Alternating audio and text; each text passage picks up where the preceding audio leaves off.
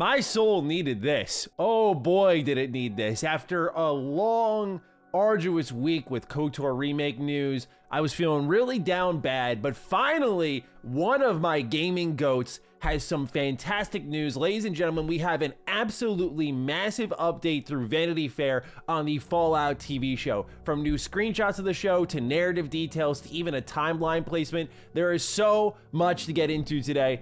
Let's not delay any further. If you're new here, you're into Fallout news, information, speculation, conversation, all that fun stuff, you're in the right place. Consider subscribing. Before we begin, a quick word from today's sponsor. The following video is brought to you by BootDev. If we're honest with ourselves, the biggest obstacle in learning is going to be boredom. At least it was for me. Man. High school was rough. Boredom with the task in front of you, boredom with the way you engage with it, and that's why BootDev is the perfect answer for those chasing a career in back-end development. What's a commonality between Elden Ring, Starfield, and BootDev? The answer is simple: you gain XP in all three of them. In the case of BootDev, you're going to gain XP, levels, achievements, and complete quests to get to the top of the global leaderboard. The folks at BootDev do it this way because they believe that's the smartest way to learn code and make sure you're never getting bored. But not only that, the platform is designed to engage you directly. I've always been what you'd call an interactive learner. When I get to lay my hands on a project, I think that's why I connect with video games so well. And with BootDev, what they're doing here is getting you interacting with the platform by having you write a ton of code, completing a ton of projects, because that's really the only way to learn. So what are you waiting for? Click the link in the description box and use my code MrMatty to get 25% off your first payment for BootDev. That's 25% off your first month or year, depending on the subscription that you choose. Let's begin at the top. Mass Extinction is just the starting point for Fallout, which was developed for TV by Westworld creators and husband and wife, Jonathan Nolan and Lisa Joy. After the incendiary mushroom clouds, the story flashes forward 219 years. How did humanity fare over 2 blighted centuries? Lucy, one of the lead characters, played by Yellow Jacket star Ella Purnell, has no clue. She has lived her entire life inside a subterranean vault where every need and want has been satisfied while generations and generations await the day when it is safe to surface. Now, that is our first big drop there. We have timeline placement here. The Great War was in 2077, so that puts us in the year of 2296. What makes this all the more fascinating here is this takes place 9 years after Fallout 4. Okay, so not something I expected here, in that I thought they were gonna Star Wars it. You know, Star Wars, I love Star Wars, but they have a habit of going like, hey, you know, episodes 3 and 4, guess what other millionth story we got happening between these two games?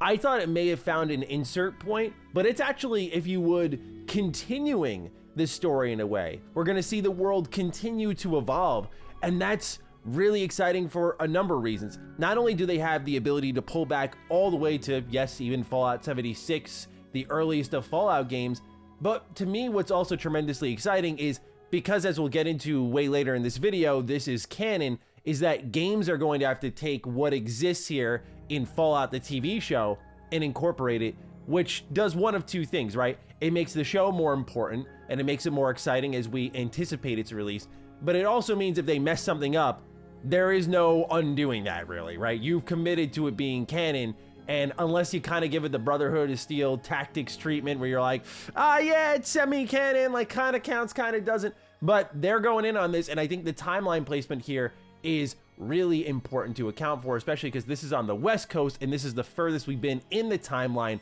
on the West Coast, so I'm just very excited on that notion alone. When a crisis forces Lucy to venture above on a rescue mission, she finds that the planet above remains a hellscape crawling with giant insects, voracious mutant animal abominations, and a human population of sun-baked miscreants who make the manners, morals, and hygiene of the gunslinging Old West look like Downton Abbey.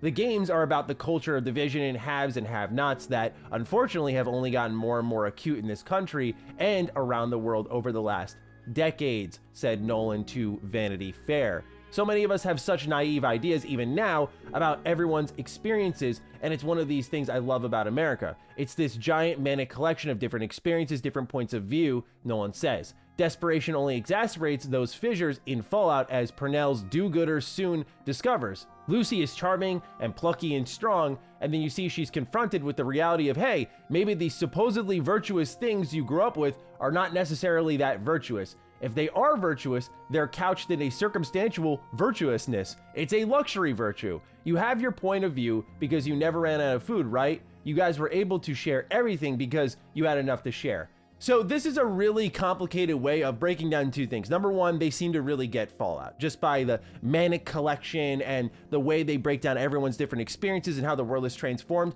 I think that's really important, especially because Bethesda has staved off a ton of TV and movie pitches for the Fallout franchise until Nolan had this pitch here that they absolutely loved because it was its own story. So there was a vision here and an understanding, which is important. But what you're seeing here is a really complex breakdown of every vault is a screwed up experiment, right? Every single one has some type of vault tech experiment ongoing that is really sick and twisted, that's manipulating people and experimenting on them, and that's the fun of venturing into them. So what you're seeing here is that Lucy is going to learn the reality of the supposedly virtuous thing happening in the vault. Maybe they had a great goal, and it's going to be used for something else, or it was used for something else. It's anybody's guess, but that's what it really tells me here, is that this is going to be another screwed up vault here in Vault 33. The Fallout series tracks her collision with the hard reality of other people's experiences and what happened to the people who, frankly, were left behind, left to die. And we can get a couple of looks here at Ella Purnell. This one is a shot of her exiting Vault 33. I absolutely love the detail on the vault suit. Very much straight from Fallout 4, I would say, in the terms of inspired design, which I think works because given the point in the timeline. So yeah, big fan of the design there. And that's one thing you're going to notice is the costume, the set design is great. You see another shot here that is phenomenal. I mean, this is like straight out of The Last of Us in a way too, in my opinion, just because of the way the backpack looks and the overlook at this entire cityscape here. What is this? It says Ella Purnell's Lucy enters Philly, an apparent junkyard that is actually a town of survivors in the remnants of greater Los Angeles who cobbled together their village from scrap, which is what Fallout is all about. And that's one of the things I'm really excited about with this show, is seeing how America has transformed. That is what I fell in love with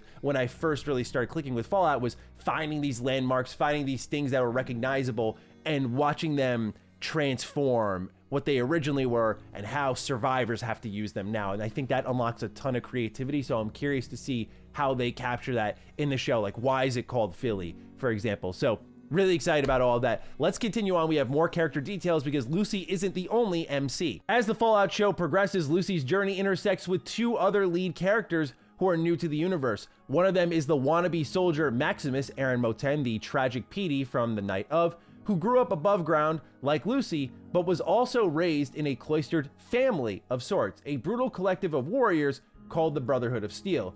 And here you can see Maximus, who is a squire next to a Brotherhood of Steel knight. And yes, they have, again, the inspired design from Fallout 4. When you look at that assault rifle, that is one bulky weapon right there. So I think that was the major touchstone visually for the costume and set design, is Fallout 4. And that would make sense because Fallout 4 was a game that was themed around rebuilding. And when you look at even the art direction of Fallout 4, it was more vibrant and colorful, and it was less green and drab, like maybe you'd find in Fallout 3, or the brown depression, if you will, of what you'd see in Fallout New Vegas. So it makes sense that they're going to keep taking things from Fallout 4, so expect to see that. The power armor looks incredible here. What they describe here is Aaron Moten as Maximus, the new squire for a power suit knight dispatched on behalf of the Brotherhood of Steel.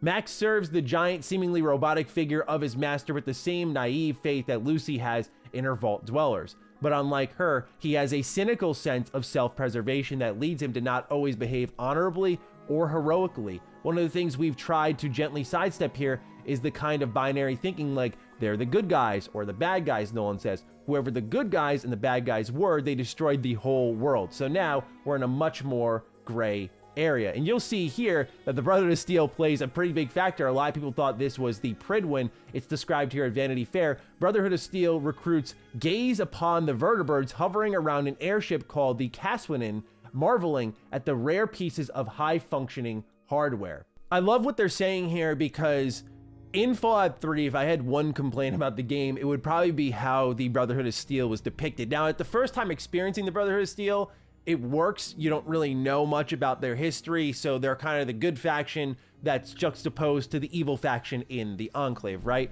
But then you play the other Fallout games and you find out that the Brotherhood of Steel is almost kind of religious. very much controlling, like we have to handle the tech like it's us or nobody. And that means that they have to make complicated choices. I think of Fallout 4 with how they approach synthetics. I found that very interesting. And so when you look at something like that, that doesn't make them necessarily the good guys, but depending on your point of view, that doesn't really also make them the bad guys. So I like that they're already playing with that, and you have these conflicting philosophies among main characters. And what's most interesting is to see how all of them are going to combine, right? Because we'll get to it. There's one character we have yet to discuss that I am so excited about, but let's keep going. Fallout's world is filled by a sprawling ensemble, including Kyle MacLachlan as Lucy's father, the overseer of Vault 33, which essentially makes him the mayor of their hometown, while Homeland's Sarita Chudori is a different kind of leader in this world, willing to sacrifice anything for her band of people. Moises Arias, who as a child played Rico in Hannah Montana, co-stars as Lucy's inquisitive brother. Michael Emerson, who starred in Nolan's Person of Interest and is best known as Hatch inhabitant Benjamin Linus on Lost, stays above ground this time playing an enigmatic researcher named Wilzig. Most of the disparate parties are chasing an artifact that has the potential to radically change the power dynamic in this world, as Nolan puts it. Now, I believe this on the right is Kyle MacLachlan. I apologize in advance. I've checked with a couple of people. They all think the same thing. I Googled pictures. Many of you don't know this. Not the best with TV movie analysis because I barely watch it. I just play games mostly, so I don't want to overshoot here. But the reason I bring this up is given that we can see on the woman on the left, this is Vault 33. You see on the right side, it says resistors in series. Current is the same across each resistor. Voltage is divided. They're working on some device here that's providing some sort of power. That looks like Kyle MacLachlan, who would be the overseer. And then when you combine that with some of the light narrative details we got earlier, that maybe what's happening here is not all we think is bright and cheery and joyous. What is here could be that artifact or a key to the artifact or just a hidden truth behind this sick and twisted vault experiment going on. It's anybody's guess right now. They've done a really good job at creating a lot of clues and things to be excited about at the same time as not knowing where the overall plot is driving toward. But here is, I think, the most exciting part. Then there is Fallout's wild card, its third lead figure, the sinister bounty hunter known as the Ghoul, played by Django Unchained and the Hateful Eight's Walton Goggins. The Ghoul is a gruesomely scarred Rough Rider who has a code of honor, but also a ruthless streak. He is the good, the bad, and the ugly all rolled into one. He's also quite a survivor, having existed for hundreds of years. The show occasionally flashes back to the human being he once was, a father and husband named Cooper Howard, before the nuclear holocaust turned the world into a cinder and transformed him into an undead, noseless, sharpshooting fiend. We get our first look here at Walton Goggins as the Ghoul, which, man, this looks so badass. His face is hidden here. You can see in this next shot a closer look at it. This was from the leaked trailer, by the way, so we'll likely see this in full detail, in motion and everything in a matter of weeks, I would imagine. However, the big complaint here is that he's very like Red Skull, very red, very orange, instead of the more beige, disgusting kind of green Ghoul appearance here. They describe it as the nose gives the Ghoul a corpse-like appearance. He has actually survived for many centuries.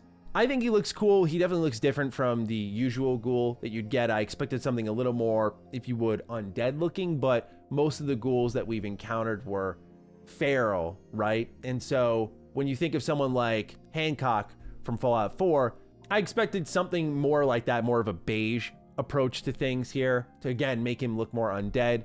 Still, to me, if this is the worst we got, not the end of the world. But who this character is, I just think is so awesome. A bounty hunter and our ability to connect to the pre-war, so we know we're going to get pre-war segments.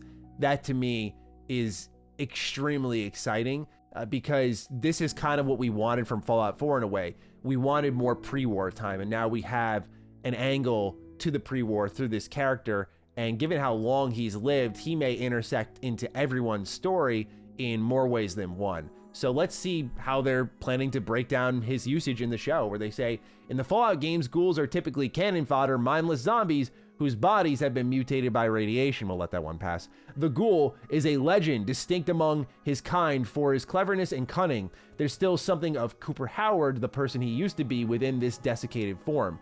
Walton's equally adept at drama and comedy, which is so difficult, Nolan says. There's a chasm in time and a distance between who this guy was and who he's become, which for me creates an enormous dramatic question. What happened to this guy? So we'll walk backwards into that.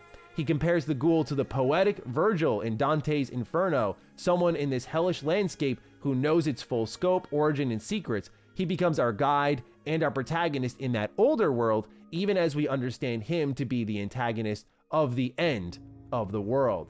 So my guess here is that he would be, if I were to just shoot in the dark here, I think that the Ghoul is going to have some sort of play into what happened at Vault 33 or what this artifact is. And I don't know what the artifact is at the end of the day, because it may accomplish something different for everyone. Naturally, it's got to be a piece of technology if the Brotherhood of Steel is involved, so that's one step forward. You think about previously sought after tech like the water purifier chip that you had to get in the first Fallout game, so it could be something as simple as that, something to sustain life, or would it be something to dramatically evolve the wasteland and create more life? That's where the narrative implications can get kind of dangerous, because we got to create room for more post-apocalyptic games. Can't cut it off here, right? So very interested to see what that is. It continues on saying, if Lucy is the innocent of the show, then the Ghoul is her polar opposite, damaged and hardened by centuries of endless life in a state of near death. He's got a lot of mileage on him, but he's still got swagger and a kind of charm to him.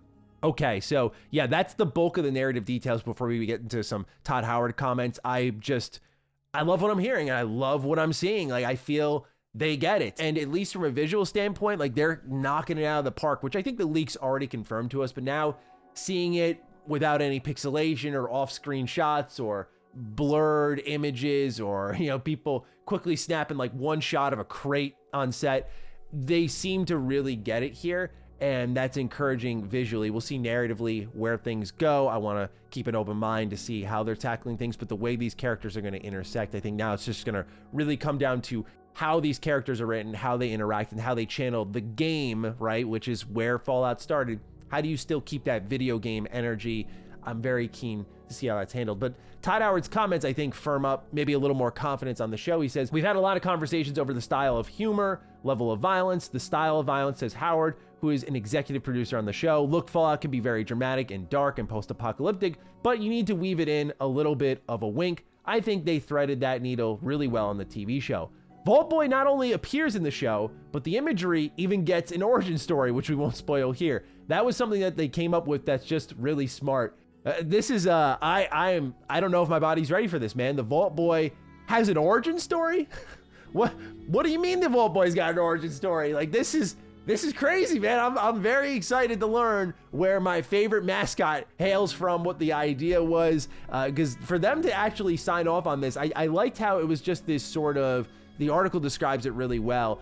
It's sort of this ironic, tone-deaf imagery, like everything's okay, even though nothing is okay. And it works really well. And so I thought it just existed for that artistic purpose, but to know they have a story now behind it, very keen to see where they go with that.